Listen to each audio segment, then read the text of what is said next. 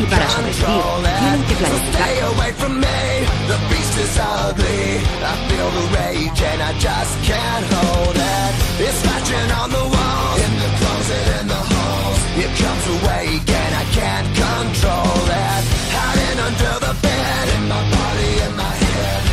Somebody come and save me from this, make it end. I feel it deep within, it's just beneath the skin. I must confess that I feel like a monster.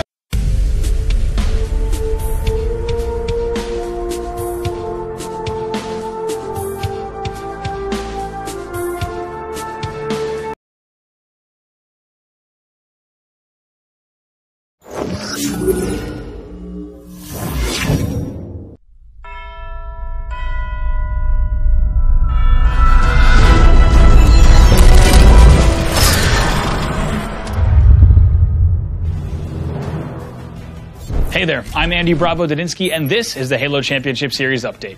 Season 1 of the HCS has been underway for a little over 2 months now, and it's been quite a ride. So far, we've seen some of the biggest names in esports hop on board, including Cloud9, Optic Gaming, Evil Geniuses, Denial, Counterlogic Gaming, and more. We also witnessed some incredible online tournaments and 2 LAN events with some impressive prize money to be had. So with 2 crucial LAN tournaments happening this weekend and the Season 1 finals at PAX East just around the corner, we thought it would be a great time to recap all of the amazing action we've seen so far and take a look at what to expect at the upcoming Gamers for Giving and Battle of Europe tournaments. Plus, we'll spend some time and get to know pro players Chig from Denial Esports and Snipedown from Evil Geniuses. But what is the Halo Championship Series, you ask? Quite simply, the HCS is the official Halo Esports League. It's the place to go for competitive Halo multiplayer, for pro players, enthusiasts, and spectators. If you're just learning about the HCS, here's how it works. Throughout the season, teams, made up of 4 players each, compete at both online and LAN events and earn HCS points based on their final placings at these tournaments. At the end of the season, the top 8 teams will be invited to the Season 1 finals, where they will compete for their share of a recently announced $100,000. And now that you know what's up, let's run down the season so far.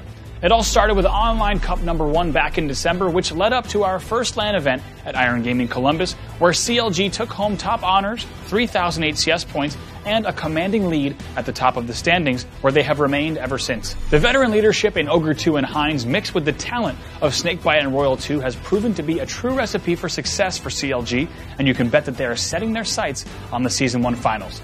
Let's go ahead and check out CLG in action at this match from Iron Gaming Columbus. It's the Royal 2's responsibility right now to stay alive. The area he's in right now is referred to as the bonfire. It's right around the entrance of the ring tower, shooting a rocket at ring 3, doing his job, using these rockets, putting them to use, picking up, not picking up the double. Right there, trying to turn 2, however, just maintaining control. The reason he's playing a little bit slower right now is both of these teams are trying to just get control of this ring structure. Royal 2 wants to make sure he uses each of these rockets effectively. They're so powerful in cleaning out the center area or really any part of the map on Shrine. Royal 2. Oh, wait a minute, taking some shots, so has to be careful. Another rocket out there. That will be the double kill for him. So good use of the rockets there, clearing out a couple. That's going to open this lane for his team. Nades flying through, of course, and he has the enemy sniper. Try to go for that snapshot, but not going to be able to find that one. He may have to just worry about keeping the sniper at this time and just let EG have that bomb and, deal about that later. But you know what? Royal 2 has other plans as he's going to look to get the double kill and a killing spree against Evil Geniuses. They're right there looking into ring 2, thinking about helping a teammate. Right now needs to touch the bomb. As we said, it's going to reset. He needs to try to drop and grab that bomb. No, and it's actually Ogre 2 who gets that touch. Ogre 2 now advancing the bomb up the flag ramp. Waterfall is down. Ogre 2 waiting for the grenade to explode. He does not want to get hit by these nades that he knows EG is throwing. Throws down the bomb and begins to challenge opponents. Finds 2 players in the back rocks. Tries to stay alive. We'll see if anyone is there to clean this up. And it looks like Snakebite is the last play. Let's go on board with Snakebite. Now starting the arm. Snipedown is sewing nades in, but the first nade is short. That's going to cost him. And CLG picks up the first arm. The second online tournament ended in a win for Cloud9 and paved the way for the second HCS LAN tournament at UGC St. Louis. UGC saw Denial Esports battle their way up the HCS ladder for huge wins against the likes of CLG, EG, and Optic Gaming. This talented roster put in the practice time over the holidays, and it certainly paid off as they handily took first place at the tournament. Here's a Denial highlight from UGC. Ryan Noob's perspective now, as he has that shoddy camo combination. Is a real deadly combo here, and that shotgun's going to find a player. Wait a minute, he hasn't finished it out just yet. The double kill for him. Bomb's pushing forward. And he's Ryan in a Noob's there position with a to shotgun. He gets the triple kill. Can he get the plant as well? He's going to be there at 25. He's going to be there at 50, and the bomb's going to fall down, but he has a teammate there for the pickup. Yeah, it's Cloud who might try to get this, and it looks like Cloud does get that plant right there. That's going to be 1-0. Denial goes up early in the match. Yeah, great stuff there out of them. And Cloud, we're going to stick with him off the respawn again.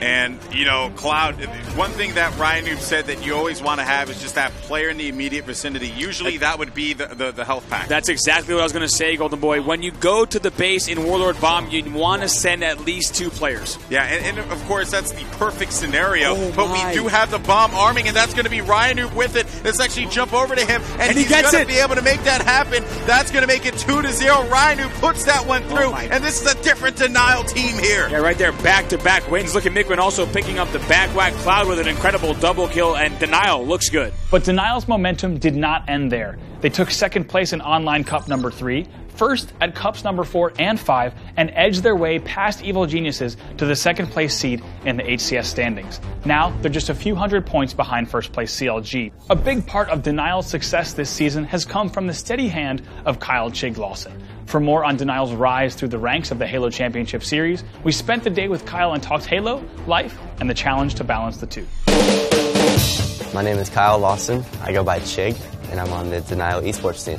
They announced the Halo Championship Series last year, and I was instantly ready to play in it. I think I hit up Austin Miquin to try and get a team together after the Invitational. Even before the Invitational, I was trying to hop on a team with him. I try and do everything for the team, whether it's slaying or objective or whatever.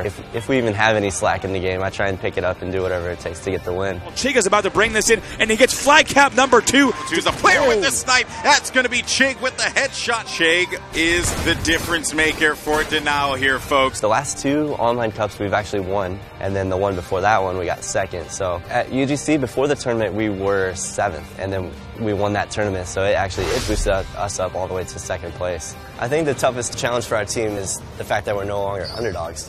Evil Geniuses and CLG are the 2 teams that we're really worried about.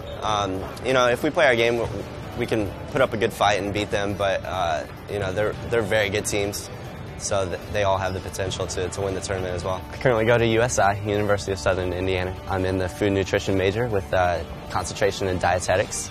So what I want to do is become a registered dietitian, like in a hospital or something, working with patients to try and help them better their lives. I actually have to do a 1,200-hour internship. It's about 10 months. It shouldn't last all day, so I'll have the nighttime to play Halo.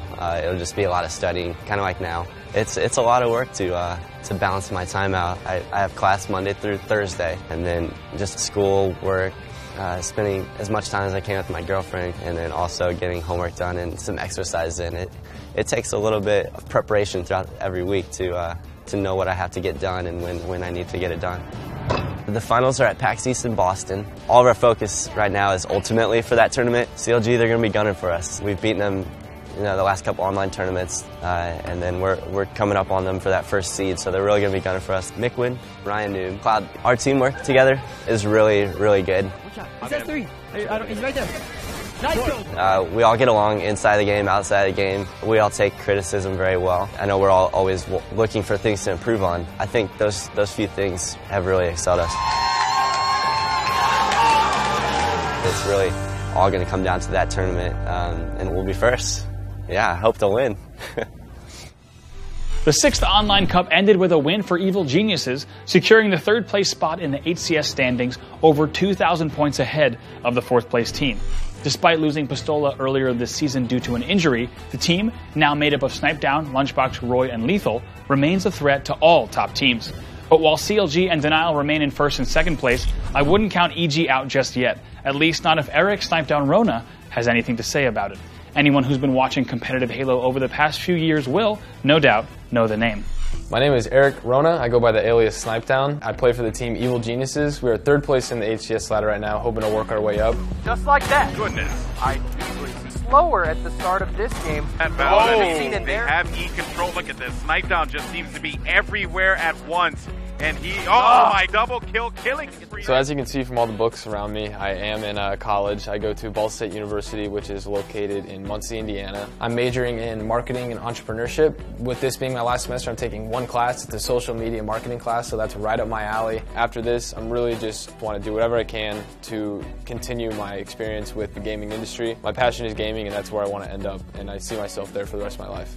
So the Evil Geniuses team formed right after the launch invitational. Roy got second place at the first tournament. I ended up getting like 5th, 6th, and then we had Pistola on the team, who was on my team at that time. He ended up breaking his hand after the first tournament, which we placed second in. That was in Columbus. We ended up having the team change with Lethal in place of Pistola. The next tournament in the HCS is a Gamers for Giving tournament. It's a charity event. My team's been practicing pretty much every single day. We're very prepared for this tournament. We've gotten 2nd and 3rd at the first big LAN tournaments, and we're looking to go from 3rd to 1st. We're definitely confident that we can reach that peak. Let's go, baby. So my girlfriend is Celeste Anderson, also known as Bittersweet. She actually is the winner of a reality TV show called King of the Nerds. It's a blessing and a curse to be in a relationship with two people that are really competitive with each other. The show was airing at the time. It was over, but it was airing, and we started talking while it was being aired, and we actually, I slid into the DMs, and then we started, chatting a little bit. He's gonna argue this, but I feel like I can beat Eric in 75% of the games easily, whether it's fighting games or rhythm games or arcade games, even things at the arcade like basketball. I can beat him at that. He's not happy with it, but I can beat him at that. She'll tell you that she can beat me at everything, besides Halo.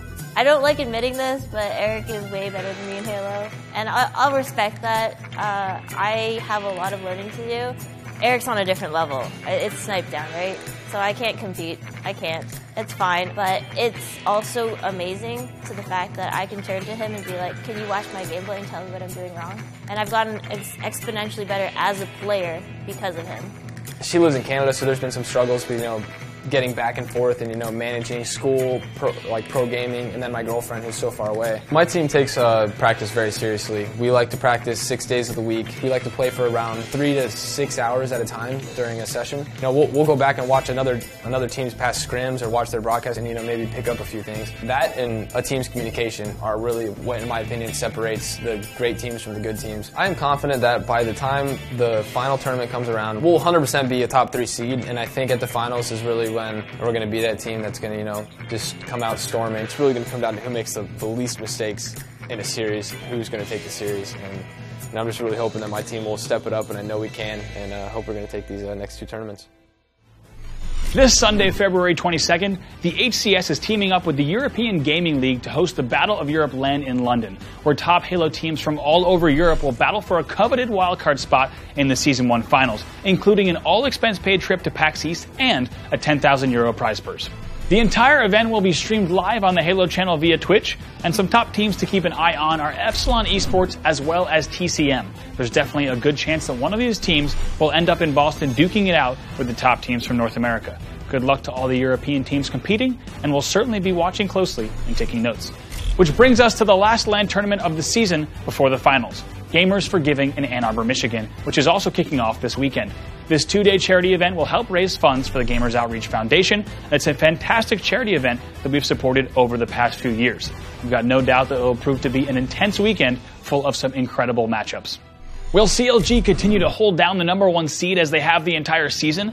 Will Denial ride their win streak all the way to the top seed in the finals? Will EG come from behind and get the W? You'll have to tune into the Halo channel this weekend to find out. I'll be there casting live via Twitch alongside Golden Boy and Walshy, and I do hope you'll join us. Now we'll have another HCS update here on the Halo channel following the tournaments this weekend, and another after the finals leading into Season 2. And yes, Season 2 is indeed on the way. Until then, I'm Andy Bravo-Dadinsky for the Halo Championship Series. Thanks for watching, and we'll see you at the next HCS event.